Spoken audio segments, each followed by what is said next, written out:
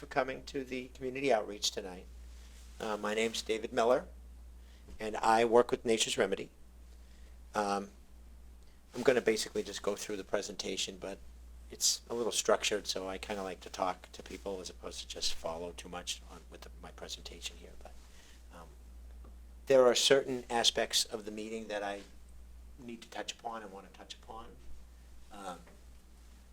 We talk about the company, obviously. Some people already know a little bit about the company. I'm going to talk about the type of marijuana establishment that we're proposing here in Grafton.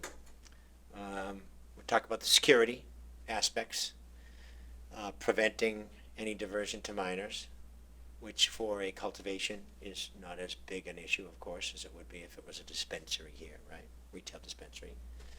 Talk a little bit about the positive impact that we expect to provide to the community here in Grafton. And ultimately, we'll try to answer any questions if you have some questions.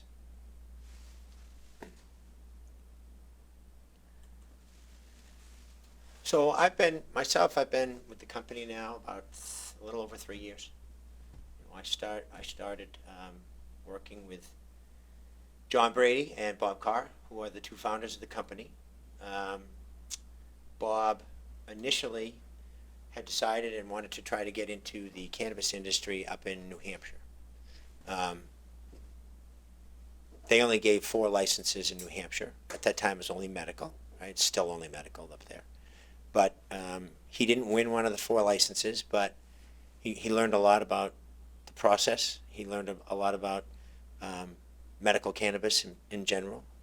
And so he decided to come to Massachusetts and see if he could win approvals here in Mass. I mentioned that he owned a construction company for 26 years. He did residential and commercial construction. Sold his business and was looking for the next thing to do. So the cannabis space was an interesting opportunity for him. He was building a house for an individual, John Brady's, actually somebody in John Brady's family, and that's how he met John Brady, who's the co-founder of the company. John has been in agriculture for 45 years himself. He's been a CEO of a large cotton company. He took the company public in London, and he's very strong with the investor community, which of course is a big part of just getting into this business and attracting investor capital so you can do what you want to do, because it's quite expensive, as you know. So the company now is licensed. We are a seed to sale marijuana company here in Mass. Our first retail dispensary opened a week ago Friday. It was appointment only, so it's been a slower influx of people. Millbury wanted that at the beginning, which we agreed to. But we're going to probably lift that. Well, we were told by the chief of police that we could lift that, so we can take walk-ins now in Millbury. That is a medical and adult use dispensary in Millbury. It's at 266 North Main Street. We also have cultivation facility that we built in Lakeville, Mass. That's all approved and growing right now. We have expect the first harvest to be taken down in November, early November. So we'll have our products available at our stores probably December, beginning of December. And we will also be wholesaling to others in the marketplace, of course, which is allowed by the state. There are currently, there's 25,000 square feet built out in Lakeville. There's another 25,000 square feet there, which is almost finished and completed. It will still need approvals by the CCC and go through the inspection process and all that. But by the first quarter of 2020, we expect to have the full 50,000 square feet down there in Lakeville up and running. That consists of the grow rooms and a full extraction lab, and also a full kitchen for processing. So that's a cultivation and manufacturing and processing facility. Here in Grafton, we're really only going to propose to have a cultivation and processing.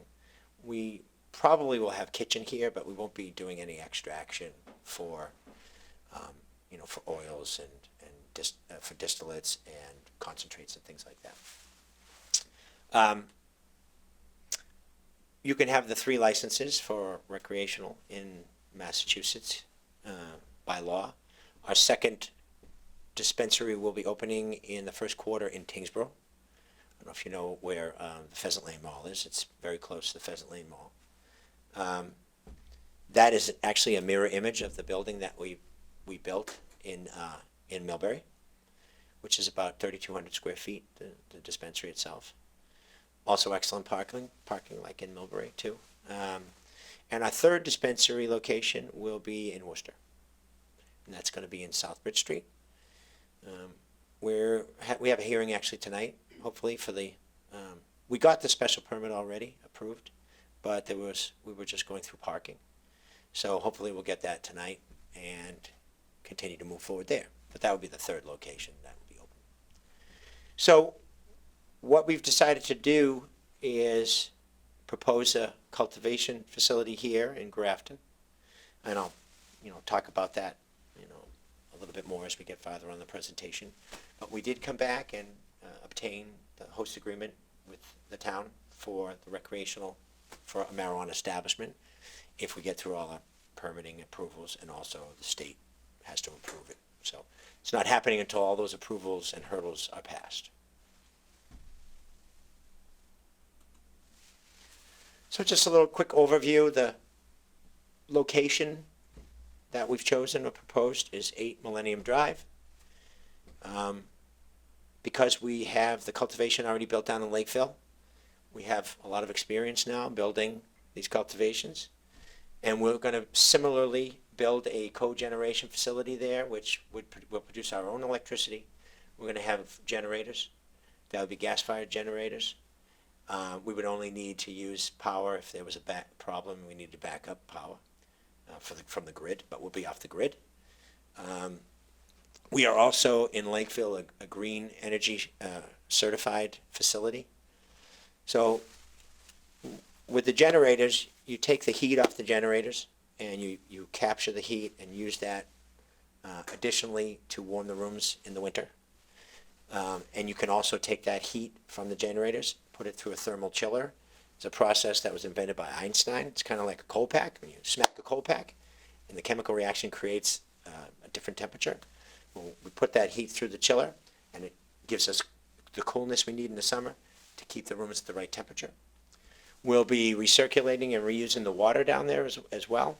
So, we're very environmentally friendly, and we're very conscious about whether we're creating a carbon footprint and all that.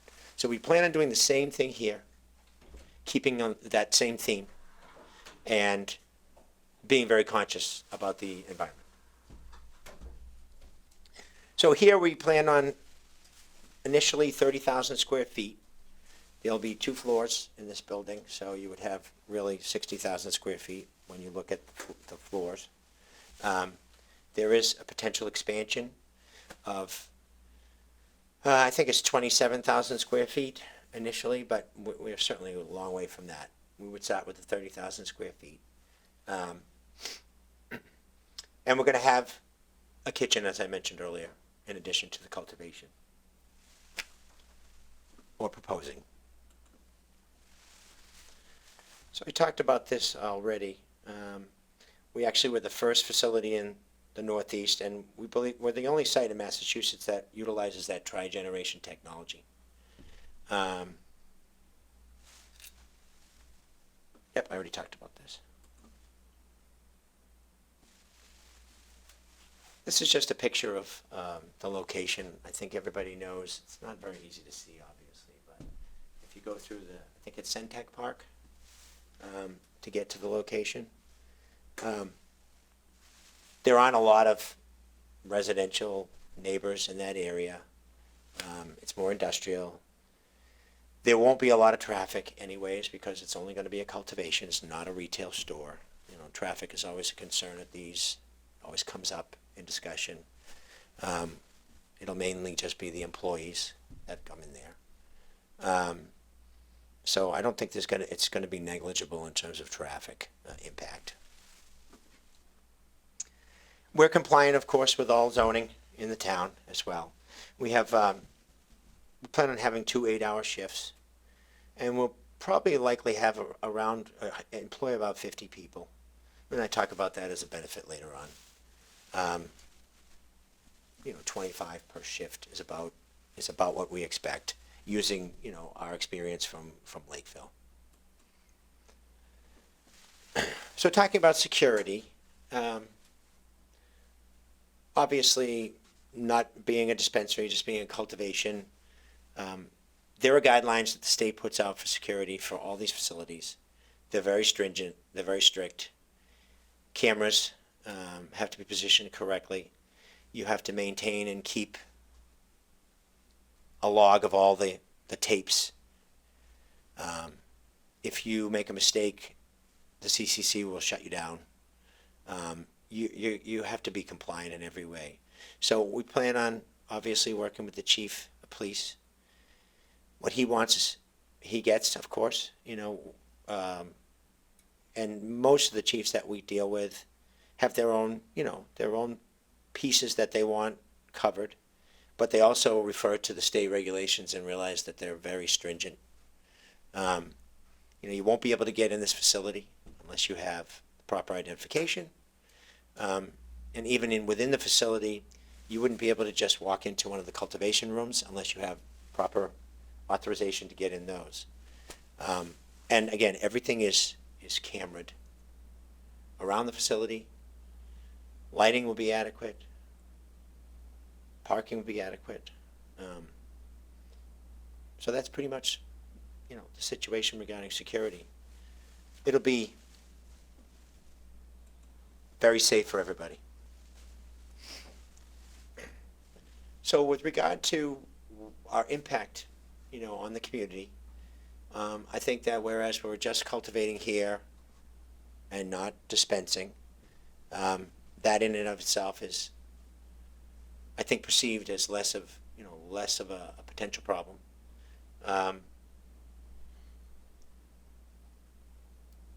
We have a host community agreement with the town, which provides benefits to the town, financial benefits.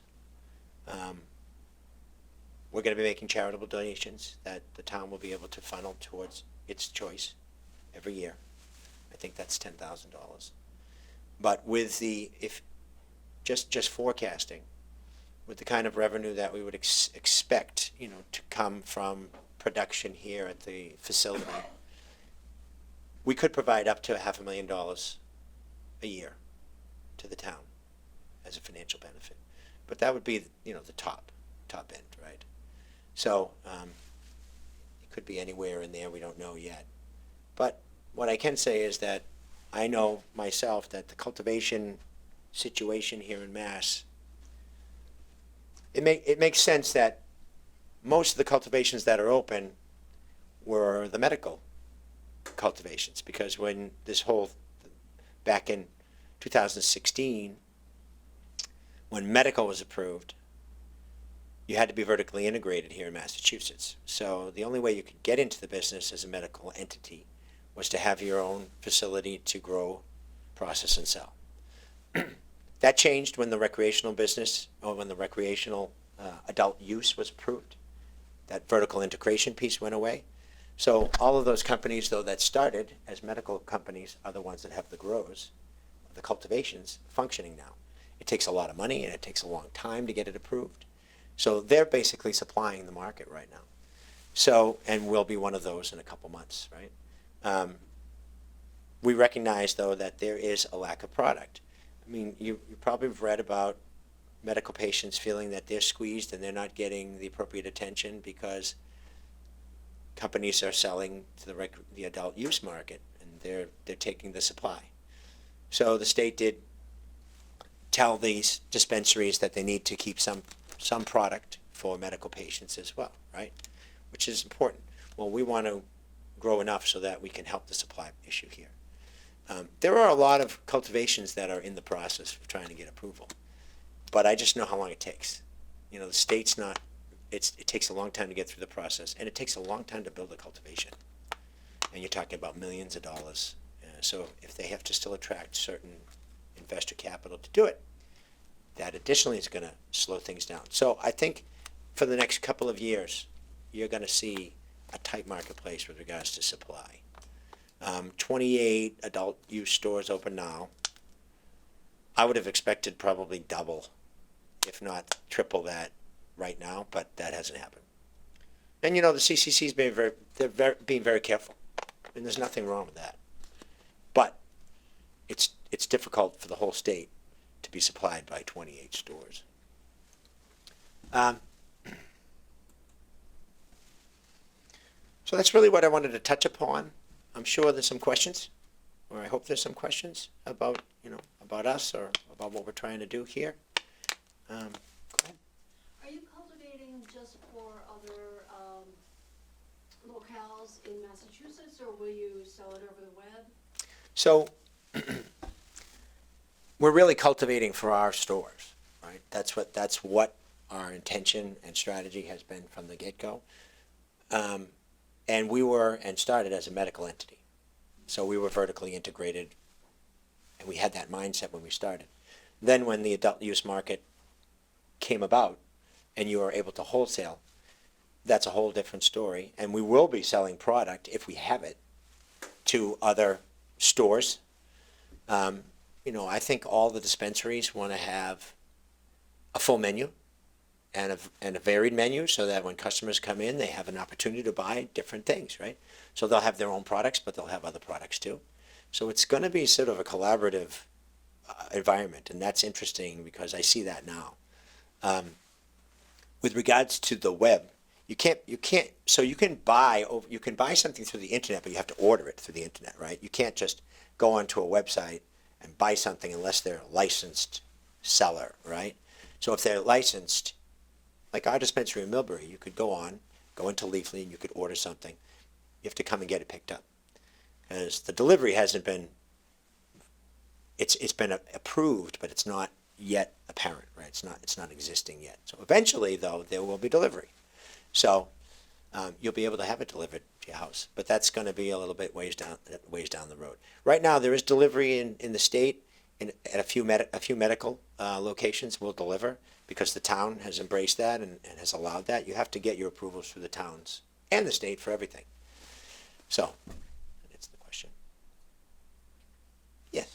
Are you envisioning using your own trucks to supply your retail operations that are scattered about the state, and then have the Joe Public then purchase or have his pickup from the stores, or are you considering putting, if the web-based purchase with the Public Works, have, fleets of FedEx or Amazon trucks come in? Right. So the way the state has looked at delivery, I know they want to maintain the integrity for the dispensaries that have got approvals.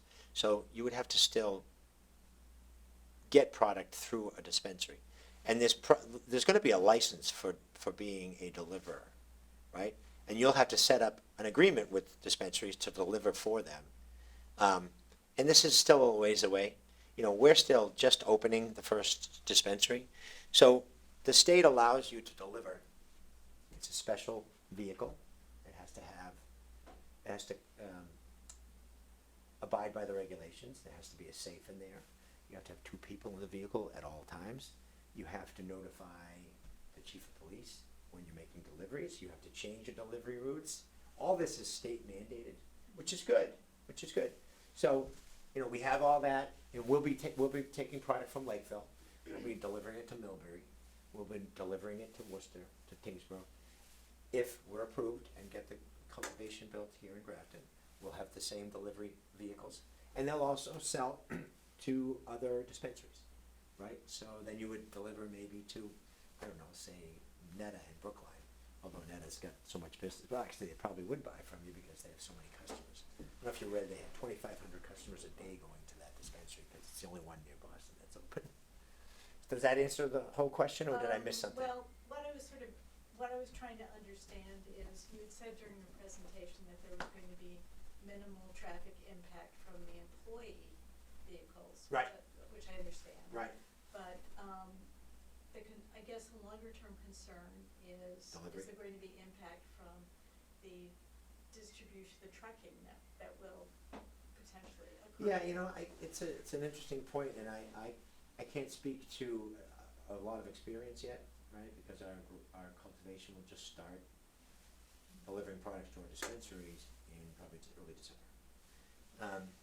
But the product is not a large product, right? Everything is going to be prepackaged and processed and created at the cultivation. I mean, a large order would probably be something that would be, like this, and that would be it. And that lasts quite a long time, really. So I couldn't see creating a lot of deliveries in and out all over the place. I just don't see that happening, especially from one cultivation, whether it be Lakeville or whether it be Grafton. I mean, there are other cultivators out there, other producers, and they're also supplying the market too. So I think that would take the burden off. I wouldn't anticipate a lot of vehicles going in and out. But we're not experienced yet to see how the market's gonna mature and gonna change. I think that, the concern is a valid one, and I think we'd have to see how it goes, and if there was more traffic than we expected because of that, then we'd have to address it and figure out how to do that. Maybe we'd have to figure out a different schedule and try to get on something that wouldn't be just a lot of people coming here and there, just do it at certain days and things. I don't know the answer to that question. But I think that the most important thing is that we wanna be, a good citizen. And for those who are unhappy with anything, we wanna hear about it, and we wanna try to remedy it, and we would commit to working with anybody to do that.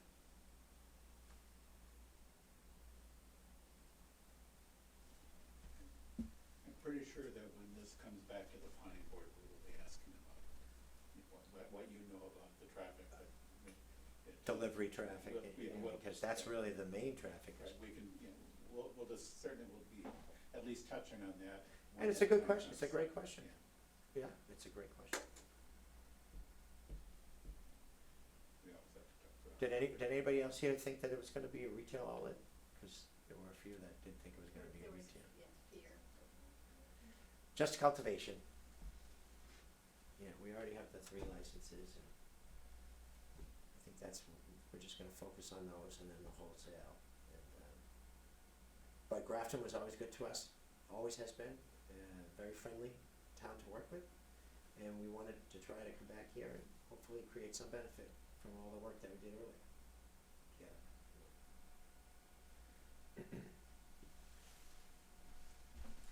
If anybody wants my email and wants to ask a question later on, I should put it on that slide. I forgot to put it on that slide, but I can give you my email. You can reach out to us.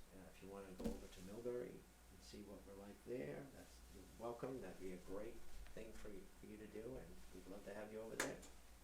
It's a brand new building there. It's a really beautiful dispensary, I think. And we'd love to have you. You could just you don't have to buy anything, you could just talk to people if you have questions and just see the facility. They're open until 8? Yeah. Sorry. Let's go. All right. They're open till 8. By appointment. No, appointments I don't have required. any You can walk right in now. It's already gone. You can walk right in. All right. Right in now. No, so if anybody has any other questions, my email is really, it's david@naturesremedy.com. So, you can also get in touch with us through the website, and email there, you can ask questions through the website.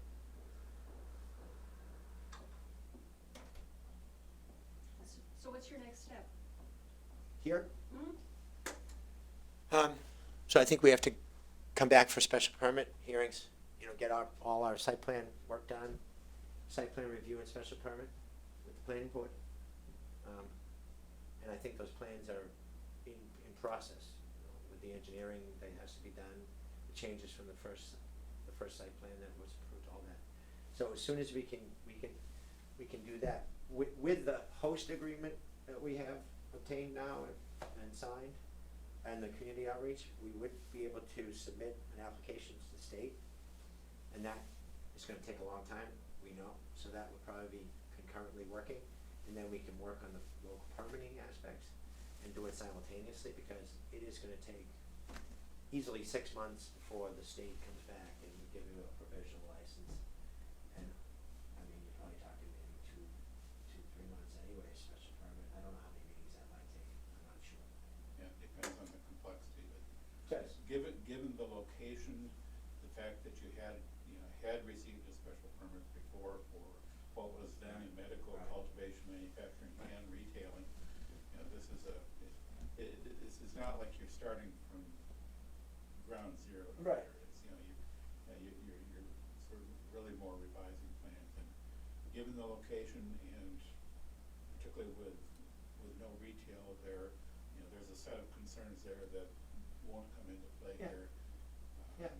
It shouldn't, the planning board process from beginning and maybe a couple of months, Couple of meetings. couple of meetings maybe.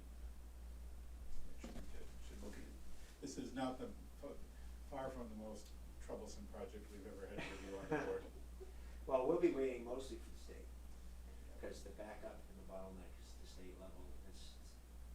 They're understaffed, overworked, so much happening there, so much coming at them. They have to be very diligent in all these processes. The state has to, when you apply to them, then they go back to the community and the towns. And they need approvals that from the town that all this has transpired. So it's a pretty complex process. You just gotta work through it. Meanwhile, we get the business, going and Lakeville going, and that's all that's gonna help us get this project accomplished as well.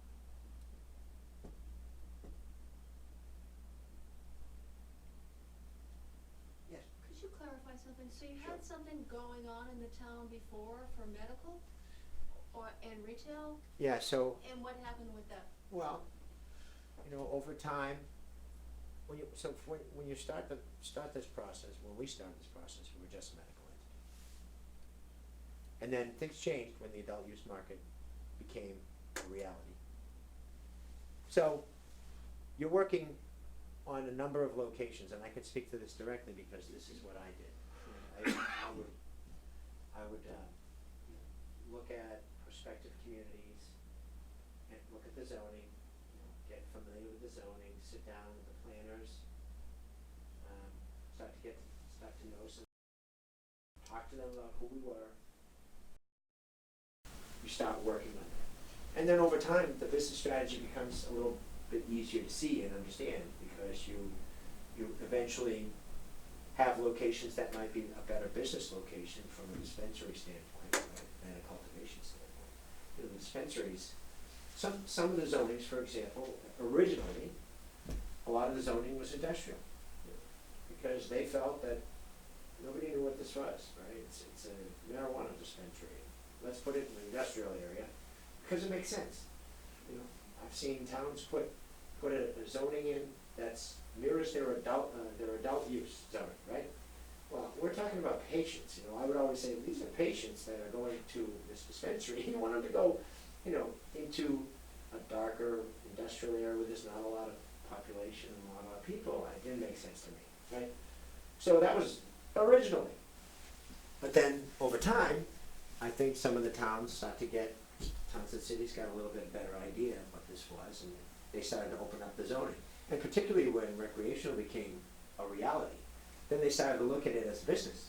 And they started to say, well, we should put this in the commercial zone, because guess what? We're gonna get 3%, we're gonna get the local tax, and we're gonna get also the host community 3%. So now we're looking at 6%. Do we really want it in our industrial area where nobody's gonna go, or do we want it somewhere that it might be a little bit busier? And it might make more sense from a retail standpoint actually to have a shop there. And so they softened their attitude a little bit towards marijuana, I think. People became a little bit more comfortable, and they also saw from a business perspective it made more sense. So, with that, over time, you start to look at other options that weren't apparent originally. And those options are, for example, you know, in Tingsboro, in a busier retail area, in Worcester, you know, we're gonna be in a busy area near the new, you know, the new Worcester, Woosocks, right? We're gonna be near that, Fulton Park. in that area near where they're gonna be building up in that whole thing. So, versus an industrial option, it's certainly a better one. So you work overtime to try to get the approvals in those areas, and it's not easy, right? Worcester gave out 15, we got one at 15, which was a little bit of a feather, you know, it's hard work, and you put in the time and the effort to get it done. So over time, we were, you know, originally thinking we would have the 3 medical, the 3 recreational. We still do have medical in Millbury. But the medical business, the model is tough, much tougher. Because they don't allow the adult use customers just to walk in and buy. And it's only with a certification card. From what I'm hearing from other dispensaries, that's 10% of their business. Right? So if that's the reality, can you really afford to leave 90% of your business on the table? No, you can't. Right? We want to serve the medical community, which is why we still have the medical piece in Millbury. And I don't know what's going to happen in the future, but I think that ultimately, my guess is, it's possible the state will just collapse the whole program into one. And you'll be able to still have a medical card, and you can still sit with a consultation specialist to help you. You can do that for a recreational user too. If you go to the dispensary in Millbury and you have questions, they're gonna sit down with you in a room and help you. You know, ask the questions, just like it was medical. It's gonna still happen in the recreational dispensaries as well. But I don't know what's gonna happen, but maybe those will collapse. But just having a medical only is difficult right now. And the medical business also, from this, so the state, the Cannabis Control Commission took over from the DPH, took the medical business over right from the DPH last December of 2017. They've been so busy dealing with the whole adult use thing that it's tough to even get anything done on the medical side. It's been really tough to get, if you did a change of location, or if you were looking specific approvals, it's really been tough. So you can't really wait forever, right? You need to try to move forward, forge ahead, and try to build your business. So that's another reason why the medical is difficult right now, because it's difficult to get, you know, the attention for certain aspects, I think, from the CCC relative to that. So I think we've got a good, you know, a good business model. We spent a lot of money in Lakeville. We'll spend a lot of money here building this facility additionally. And we'll be one of the biggest, producers, I think, in Mass. Eventually. Not yet, but eventually. It's kind of tough to describe that. I was just thinking as I was describing it to you, what I went through, trying to just convey, well, how did you get here from here? Right? When you started here and now you're here. How did you get there? Well, I went through so many turns and twists, and it's unbelievable. You know, very challenging thing.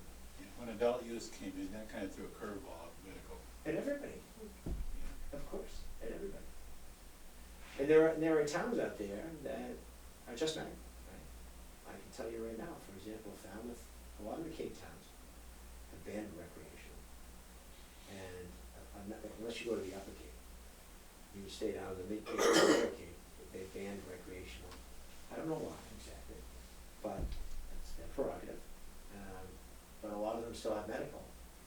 But it's tough for just a medical business to survive twofold. One is if they don't have any ability to have the adult use in the summer, which would be great, and there's seasonality down there too, right? So then you're adding that in as well.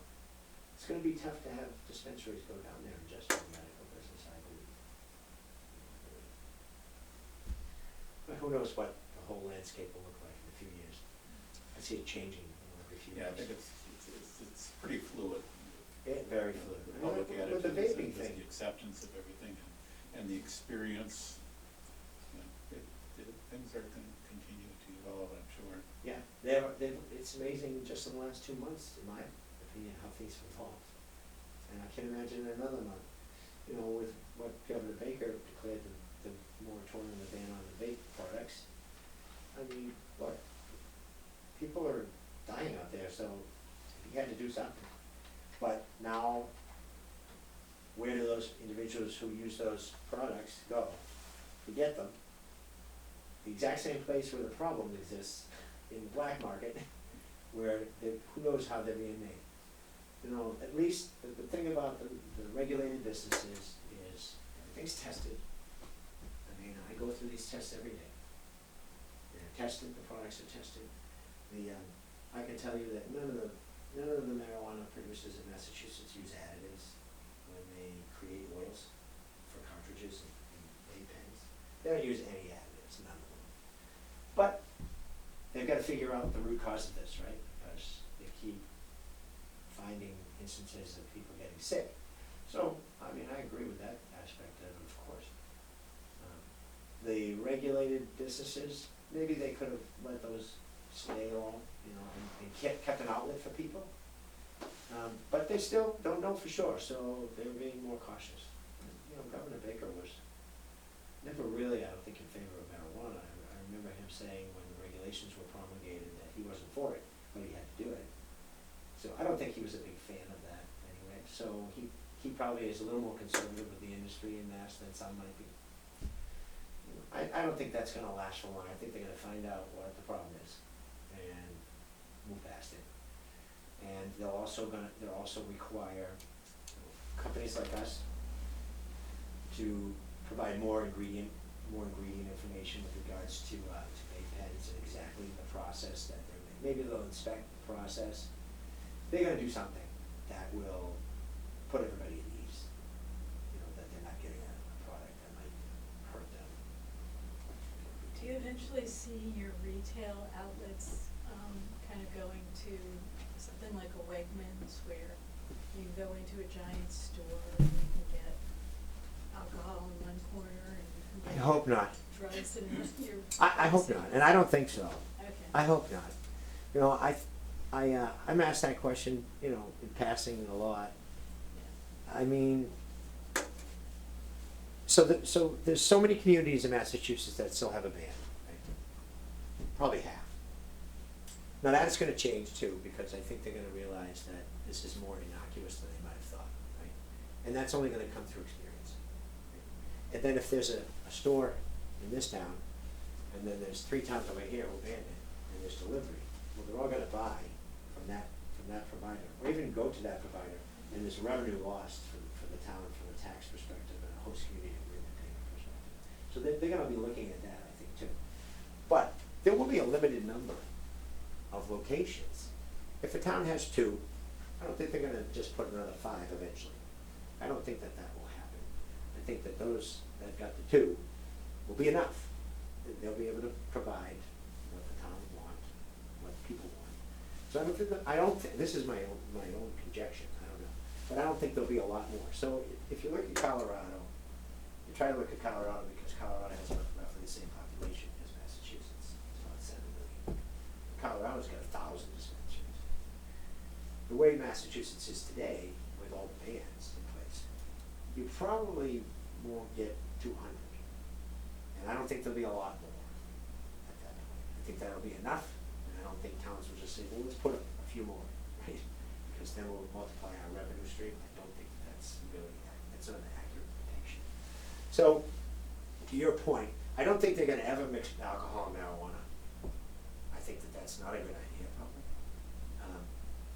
I don't think it's possible that the big tobacco, there will be big companies eventually that will think if there's money, then they're gonna grab after it and come in. But it would be very hard for a long time, I think, for that to happen, because these are all owned by small companies in general. The state's very careful to make sure that one company doesn't own half the marketplace, which is smart. And a lot of them, there's gonna be a lot of sort of smaller, not mom and pops, but there'll be smaller one dispensary owners and things like that. And we have the 3, and it took us 3 years to get to where we are. Literally so hard to get to the point we are. So I think it'll stay the same for quite a while. But I do think that that big, eventually, you know, maybe R.J. Reynolds or whatever decides that this is, if the nation decides to say recreational marijuana is legal federally, that changes the game a little, right? Because then you can look at cross-border. Right now, you can't get anything from outside the state, and you can't ship anything outside the state. You can't come from Connecticut, take it back to Connecticut. You can't come from New Hampshire. It can't happen. It's not legal. But they break down those barriers. That changes the game a lot. Because bigger producers could sell to the rest of the country, right? You can't do that right now. So that will attract big providers. I hope it doesn't happen though, because I don't like the big idea of, you know, this 5 million square feet creating production, mass producing this product. I mean, I think it's better if it's, you know, we're gonna have a relatively large cultivation, you know, maybe 10 or 15 strains, changing those over time, you know, so it's not so, I don't know, cookie cutter, you know. I hope that's the way it goes for this. I think people look for these products and they hone in on what they like. It affects everybody in different ways. And they want to find what I think they find what they like, they'll go back and they'll continue to try to get what they like. And there's a lot of people, I think, that haven't even dipped their toes in the water because it's so new and they never thought about doing it, but then they hear from their friends who might have had a good experience. They couldn't sleep, or they had pain, and they used medical marijuana, and it helped them, or some form of marijuana, and helped them. And people hear that, and then they start trying it, and so that hasn't even really happened. I think that's a process. Yeah, so that's my. So, David, what's the biggest hurdle according to you to start the cultivation in this town? I don't think we have a lot of hurdles, honestly. It's time right now. That's all. I think that we'll get through the planning process because we'll work with them and they'll help us, I think, and we'll get through that planning process as soon as possible. We're ready, so we'll just be waiting for the state. Once the state, you know, you have to go through architectural review. So once you got your special permit, you've applied to the state, those are gonna happen concurrently. The state comes back with a provisional license. At that point, they wanna see our plans for the building.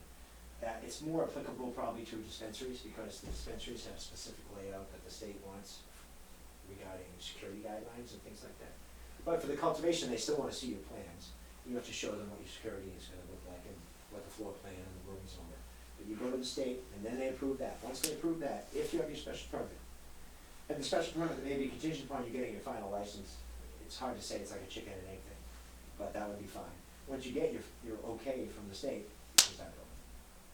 But you need your special permit, of course, and you need your building permit to start building too. So those, you know, 6 months, knock on wood, hopefully. We wanna do it as soon as we can, because the market needs the supply of the product. Yeah. So I have a question. This is provided you already have your established and everything. Yep. Would you be interested, or is there a thought of looking towards more CBD heavy strains or medical use and pain use? Yeah, we're definitely gonna have, and are working on higher CBD strains now. You can also attack that right through the cartridges. Yeah. So, well, the since vape pens. cartridges are now kind of not available. because That's of true, ban, yeah, but so- we'll have 1-to-1 ratio Yeah. CBD, THC Alright. products, which are all out there now. Yeah. But strains, you know, I think strains are different than vape pens, Yes. myself, flower, I Yeah. think is different. We are planning on doing it, it's gonna definitely be a function of the market. Or even at a temperature too, which Yep. then absolves your Yep. vape issue. Yep, and if a market demands it, we're gonna provide it, right? It's like any business. And I think there is a high demand. The harder thing is finding the strains. Yes. The harder thing is getting the strains, and then you have to stabilize those, because in Massachusetts, you're seed to sale, so you gotta put the seeds in the ground. Yes. And if you take 10 seeds, you plant 10 the exact same thing, they still have a little variance, right? There's a little genetic variance there. But once you get the plant that you like, and that you're satisfied with, that has all the characteristics you want, then you use that as the mother plant and you take cuttings. When you take cuttings and then you create and perpetrate or propagate further, those are exactly like the mother.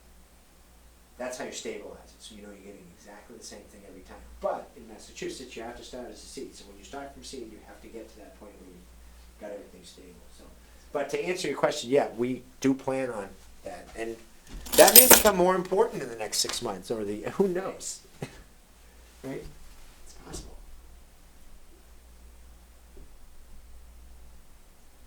Well, thank you, everybody, for coming.